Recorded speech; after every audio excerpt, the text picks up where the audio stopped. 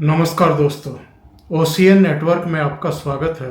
मैं हूं ओमकार चौधरी। पूर्व प्रधानमंत्री डॉक्टर मनमोहन सिंह की अंत्येष्टि के बस 2 दिन के भीतर राहुल गांधी अचानक नए साल की छुट्टियां मनाने के लिए विदेश रवाना हो गए थे।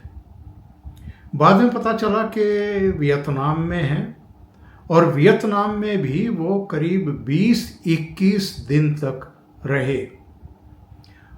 उनके जाने के बाद काफ़ी सवाल खड़े हुए, काफ़ी बवाल हुआ। मीडिया में भी ये चर्चा का विषय रहा कि अगर वो डॉक्टर मनमोहन सिंह को अपना राजनीतिक गुरु, मेंटोर कहते हैं, तो क्या उनकी जो मृत्यु हुई उसके बाद उनको देश में नहीं रुकना चाहिए था?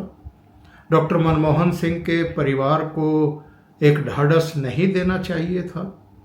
और जो उनके फूल चुगे गए, अस्थि विसर्जन का हुआ, भोग हुआ, क्या इन सारी क्रियाओं में, रस्मों में उनको शामिल नहीं रहना चाहिए था?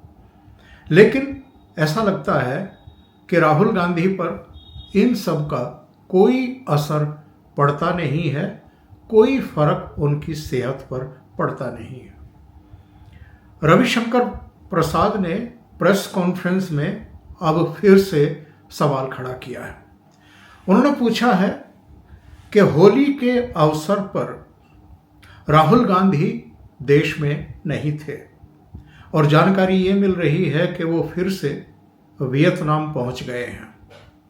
उन्होंने तो ये सवाल भी खड़ा कर दिया है कि वियतनाम के प्रति राहुल गांधी की इस आसक्ति की वजह क्या है?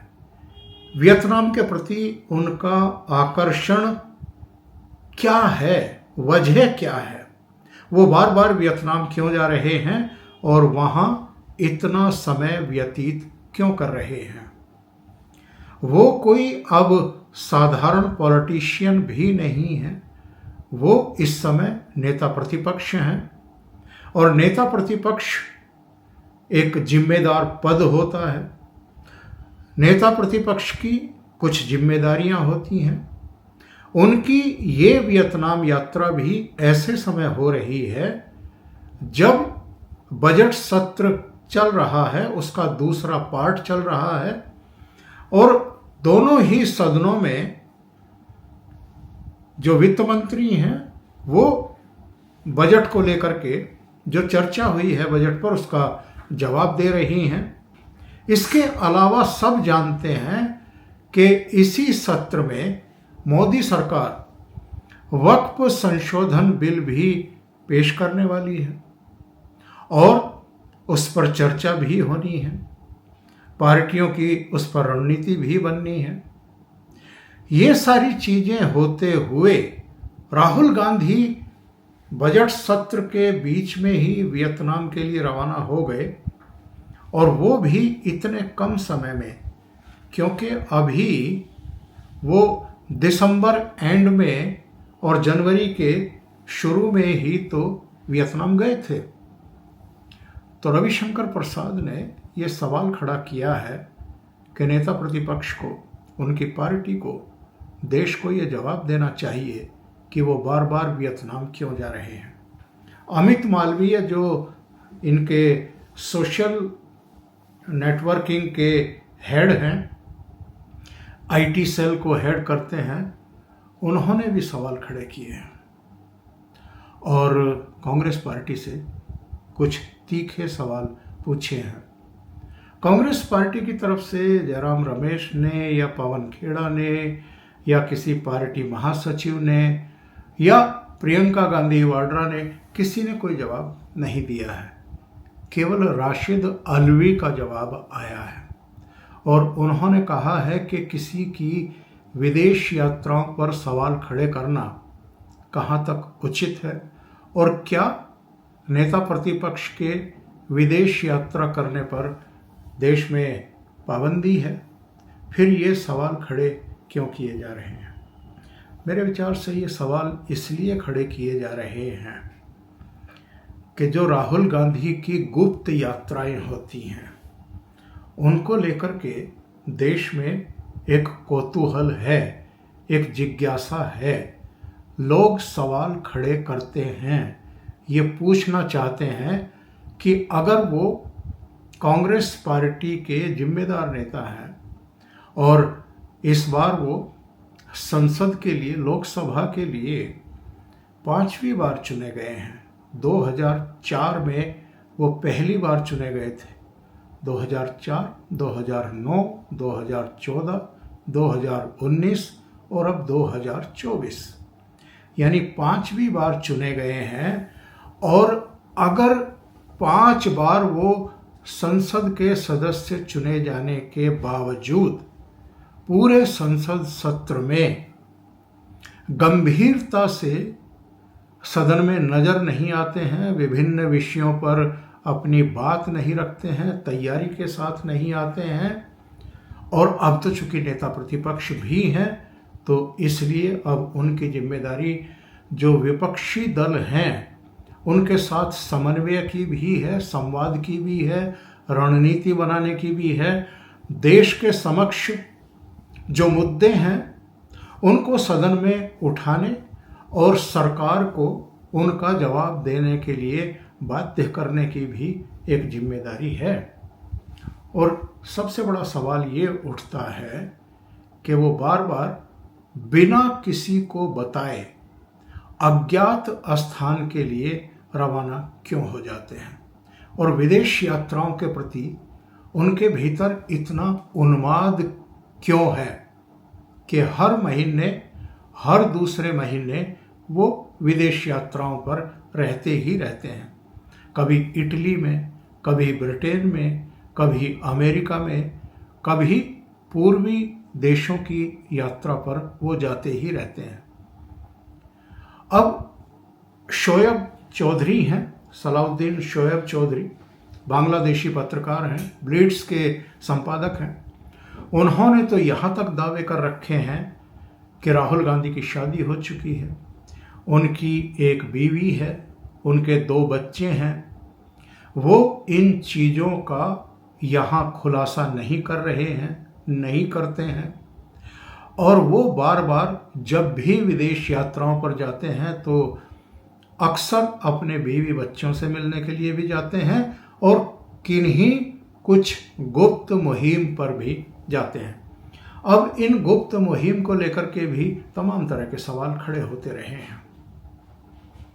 टूल किट शब्द का इस्तेमाल पिछले कुछ वर्षों में हमने और आपने देखा है, जो मीडिया में, सोशल मीडिया में चल रहा है और पॉलिटिकल पार्टियों के बीच में भी चल रहा है। भारतीय जनता पार्टी भी इस बात के आरोप लगाती रही हैं कि विदेशों से संचालित टूल किट पर देश की राजनीति को प्रभावित करने की कोशिशें होती रही हैं।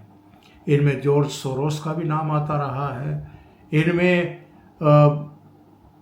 जो डीप स्टेट है अमेरिका का उसका भी नाम आता रहा है, कुछ दूसरी ताकतों का नाम भी उससे जोड़ा जाता है।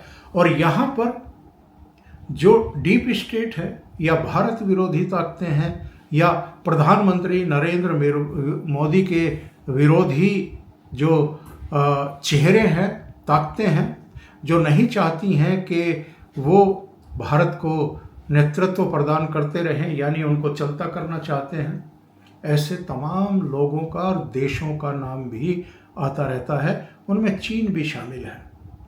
और जिस तरीके से संसद के भीतर भी, संसद के बाहर भी, देश में भी और देश के बाहर भी राहुल गांधी चीन की पैरवी करते हैं, चीन की मुक्त कंठ से प्रशंसा करते हैं, उससे भी ये शक गहरा जाता है। 2008 में आपको याद होगा बीजिंग में जो ओलंपिक हुआ था तो पूरा परिवार और कुछ दूसरे लोग यात्रा पर गए थे। उसमें राहुल गांधी भी थे, उनमें प्रियंका भी थी, उनमें प्रियंका का परिवार और सोनिया गांधी भी थी, आनंद शर्मा भी दिखाई दिए थे और खुद प्रधानमंत्री मनमोहन सिंह भी उस समय वहाँ की यात्रा पर थे। और किसी MOU पर साइन भी हुआ था कांग्रेस पार्टी और वहाँ की सत्तारूढ़ चीनी कम्युनिस्ट पार्टी के पदाधिकारियों के बीच में, और सिग्नेचर राहुल गांधी के भी हुए थे और वहाँ की कम्युनिस्ट पार्टी के नेता के भी हुए थे, और पीछे सोनिया गांधी और शी जिनपिंग खड़े हुए दिखाई दिए थे।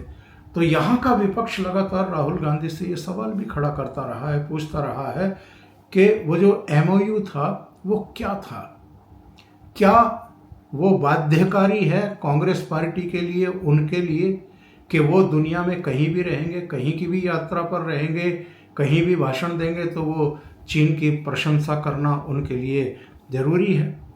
और जब डोकलाम में 2017 में स्टैंड ऑफ हो रहा था भारत और चीनी सैनिकों के बीच में, तब आपको याद होगा एक जो मुलाकात राहुल गांधी की चीन के नई दिल्ली स्थित राजदूत से हुई थी, उसको लेकर के बड़ा बवाल हुआ था, बड़ा बखेड़ा हुआ था।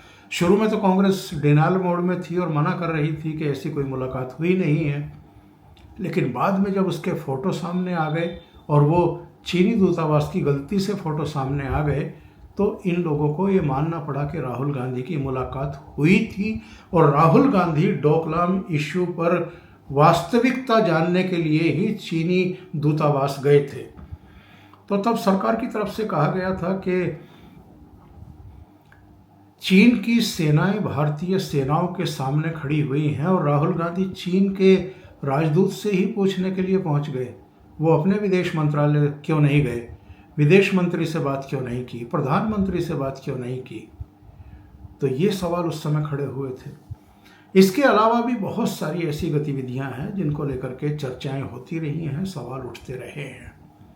भारतीय जनता पार्टी ने राहुल गांधी की खास तौर से वियतनाम की ये जो गोपनीय यात्राएं हैं, जिनका खुलासा भारतीय जनता पार्टी ने अब कर दिया है, आमतौर पर सिक्योरिटी के पॉइंट ऑफ व्यू से मोदी सरकार उनकी विदेश यात्राओं को अभी तक अपने स्तर पर भी गुप्त ही बनाए रखती आई है।